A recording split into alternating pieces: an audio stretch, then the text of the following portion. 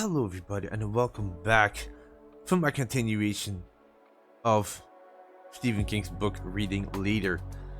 Hope you're all doing fine and thank you very much for coming over here and listening to me. Well, I'll continue this. Here we go. I have to stop here and tell you about Regis Thomas. My mother used to say that most writers are weird as turds that glow in the dark. And Mr. Thomas was a case in point. The Roanoke Sage, that's what he called it, consisted of 9 books when he died, each one as thick as a brick. Old Regis always served up a heaping helping, Mom said once. When I was 8, I snatched a copy of the first one, That Swamp of Roanoke, of one of the office shelves and read it. No problem there. It was as good as reading as I was at math and seeing dead folk. It's not bragging if it's true. Plus, that swamp wasn't exactly Finnegan's Wake. Or Finnegan's Wake. I'm not saying it was badly written. Don't get that idea. The man could tell a tale. There was plenty of adventure, lots of scary scenes, especially in the Dead Swamp. A search for buried treasure. And a big hot helping of good old sex. I learned more about the true meaning of 69 in that book that a kid of 8 should probably know. I learned something else as well, although I only made a conscious connection later. It was about all those nights Mom's friend Liz stayed over. I'd said there was a sex scene every 50 pages or so in Dead Swamp, including one in a tree while hungry alligators crawled around beneath. We're talking 50 Shades of Roanoke. In my early teens, Regis Thomas taught me,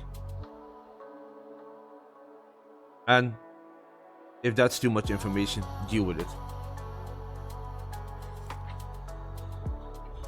The book really was a saga, in that they told one continued story with a cast of continued characters.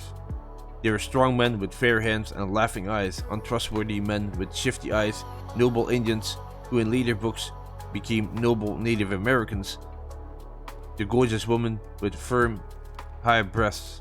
Everyone, the good, the bad, the firm-breasted, was Randy all the time. The heart of the series, what kept the readers coming back, other than the duels, murders and sex, that is, was a titanic secret that had caused all the Roanoke settlers to disappear. Had it been the fault of George Threadgill, the chief villain? Were the settlers dead? Was there really an ancient city beneath Roanoke full of ancient wisdom? What did Martin Betancourt mean when he said, "Time is the key," before expiring? What did that cryptic word, Kuatok, found carved on the palisade of an abandoned community really mean? Wow, this is getting like all over the place. Millions of readers slavered to know the answer to those questions. To anyone far in the future finding that hard to believe, I simply tell you to hunt up something by Judith Krantz or Harold Robbins. Millions of people read their stuff too. Regis Thomas' characters were classic projection, or maybe wish fulfillment. He was a little wizened dude whose author's photo was routinely altered to make his face look a little less like a lady's leather purse. He didn't come to New York City because he couldn't. The guy who wrote about fearless men hacking their way through pestilent swamps, fighting duels, and having athletic sex under the stars was an agoraphobe bachelor who lived alone. He was also incredibly paranoid, so said my mother, about his work. No one saw it until it was done, and after the first 2 volumes were such rip-roaring successes, staying at the top of the best seller list for months, that includes a copy editor He insisted that they be published as he wrote them, word for golden word. He wasn't a book-a-year author, that Lily Agent's Eldorado, but he was dependable. A book with a Roanoke in the title would appear every 2 or 3 years. The first 4 came during Uncle Harry's tenure, the next 5 in Mom's. That includes Ghost Maiden of Roanoke, which Thomas announced was a I can't even read that word. Penultimate volume. I have never heard that word before, so sorry if I really messed that up. The last book in the series he promised would answer all the questions his lore readers had been asking ever since those first expeditions into the Dead Swamp. It would also be the longest book in the series, maybe even 700 pages, which would allow the publisher to tack an extra buck or two onto the purchase price. And once Roanoke and all its mysteries were put to rest, he had confided to my mother on one of her visits to his upstate New York compound. He intended to begin a multi-volume series focused on Mary Celeste.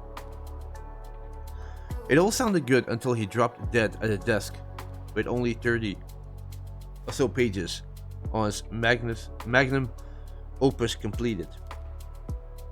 He had been paid a cool $3 million in advance, but with no book, the advance would have to be paid back, including our share. Only our share would either gone or spoken for. This, as you may have guessed, was where I came in. Only back to the story. As we approached an unmarked police car, I knew that it was, I've seen a lot of times, parked in front of our building with a sign reading "Police Officer on Call" on the dash. Liz held open the side of her parka to show me her empty shoulder holster. This was kind of a joke between us, no guns around my son. That was Mom's hard and fast rule. Liz always showed me the empty holster when she was wearing it, and I'd seen it plenty of times on the coffee table in our living room. Also on the night table of the side of the bed my mother didn't use, and by the age of 9, I had a pretty good idea of what that meant. That swamp of Roanoke included some steamy stuff going on between Laura Goodhung and Purity Bettencourt, the widow of Martin Bettencourt. Pure she wasn't. What's she doing here? I asked Mom when we got to the car. Liz was right there. So I guess it was an impolite thing to say, if not downright rude. But I had just been told before we even got inside that our meal ticket had been revoked. Get in, champ, Liz said. She always called me champ. Time's a wasting. I don't want to. We're having fish sticks for lunch. Nope, Liz said. We're having Whoppers and fries. I'm buying. Get in, my mother said. Please, Jamie. So I got in the back. There were a couple of Taco Bell wrappers on the floor and a smell that might have been microwave popcorn. There was also another smell, one I associated with our visits to Uncle Harry in the various care homes, but at least there was no metal grill between the back and the front, like I've seen on some of the police shows Mom watched. She was partial to The Wire. Mom got in front and Liz pulled out, pausing at the first red light to turn on the dashboard flasher. It went blip blip blip, and even without any siren, car moved out of her way, and we were on the FDR lickety split. My mom turned around and looked at me from behind the seats with an expression that scared me. She looked desperate. Could he be in his house, Jimmy?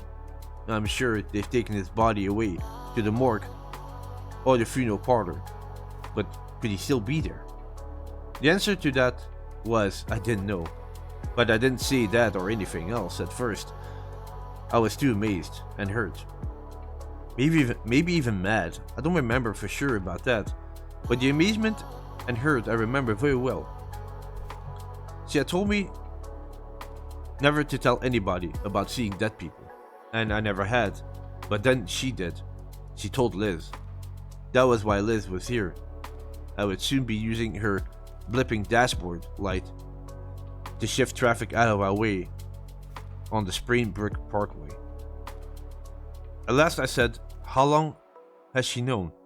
I saw Liz wink at me in the rearview mirror, the kind of wink that said, "We've got a secret." I didn't like it. It was Mom and me who were supposed to have the secret. Mom reached over the seat and grasped me by the wrist.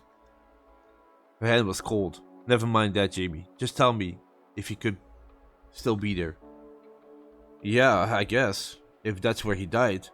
Mom let go of me and told Liz to go faster, but Liz shook her head. "Not a good idea. We might pick up police escort," and didn't want to know what the big deal was. Am I supposed to tell them we need to talk to that guy before he disappears? I could tell him by the way she said it that she didn't believe a word of what Mom had told her. She was just humoring her, jostling her along. That was okay with me. As for Mom, I don't think she cared what Liz thought, as long as she got us to Croton or Hudson. As fast as you can then. Roger that, TT. I never liked her calling Mom that. It's what some kids in my class called having to go to the bathroom. But Mom didn't seem to mind. On that day, she wouldn't have cared if Liz called her Bonnie Boops a lot. Probably wouldn't even have noticed. Some people can keep secrets and some people can't, I said. I couldn't help myself, so I guess I was mad. "Stop it," my mom said. "I can't afford to have you suckling." "I'm not suckling," I said sulkily. Oh, sulking, sorry. I'm not sulking, my bad. I knew she and Liz were tight, but she and I were supposed to be even tighter.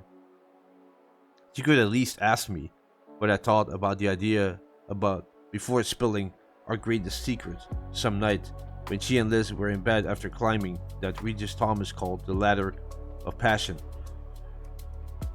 I can see you're upset and you can be pissed off at me later. But right now I need you, kiddo.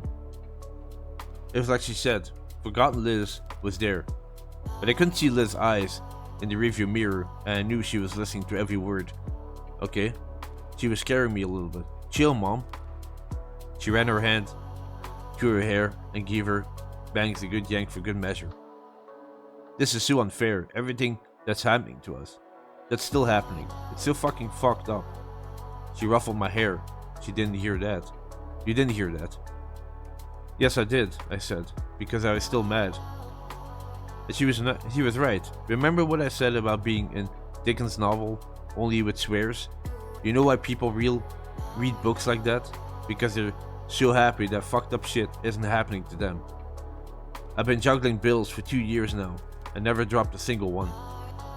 Sometimes I had to let the little ones go to pay the big ones sometimes. I let the big ones go to pay the bunch of little ones. But the lights stayed on, and we never missed a meal, right? Yeah, I said, thinking it might raise a smile. It didn't. But now, she gave her bangs another yank, leaving them all clumpy.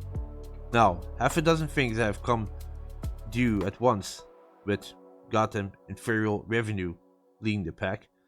I'm drowning in a sea of red ink, and I was expecting Regis to save me. Then the son of a bitch dies, at the age of 59. Who dies at 59 if they're not 100 pounds overweight or using drugs? People with cancer? I said. Mom gave me a watery snort and yanked her poor bangs. Easy, T, Liz mumbled. She laid her palm against the side of Mom's neck, but I don't think Mom felt it. The book could save us. The book, the whole book.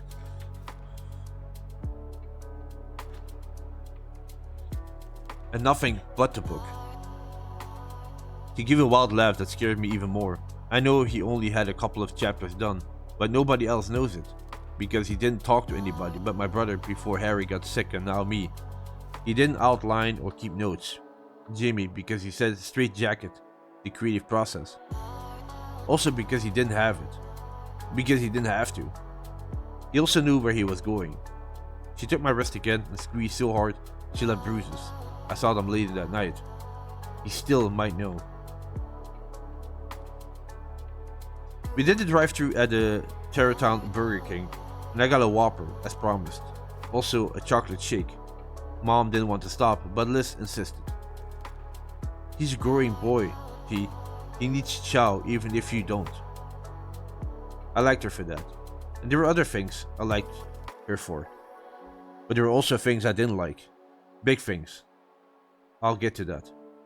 I'll have to, but for now, let's just see my feelings about Elizabeth Dutton, Detective, 2nd grade, NYPD were complicated. She said one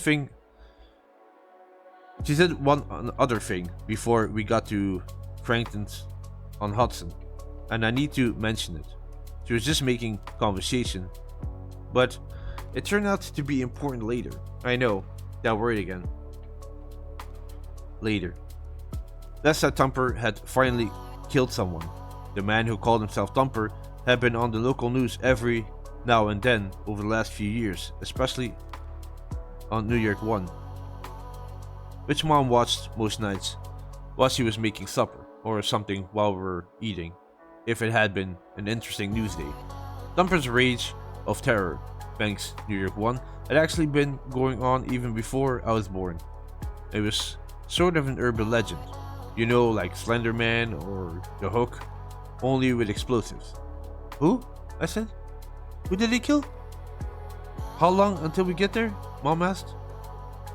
She had no interest in Thumper. She had her own fish to fry.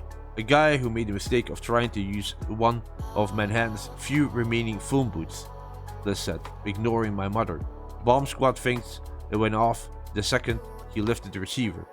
2 clicks, 2 sticks of dynamite. Do we have to talk about this? Mom asked. And why is every goddamn light red? 2 sticks of dynamite taped onto the little ledge where people can put their change. Liz went on. Thumper's resources SOB. Got to give him that. Is going to crank up another task force. This will be the 3rd since 1996. I'm going to try for it. I was on the last one, so I got a shot. And I can use DOT. Lights green, Mom said. Go. Liz went.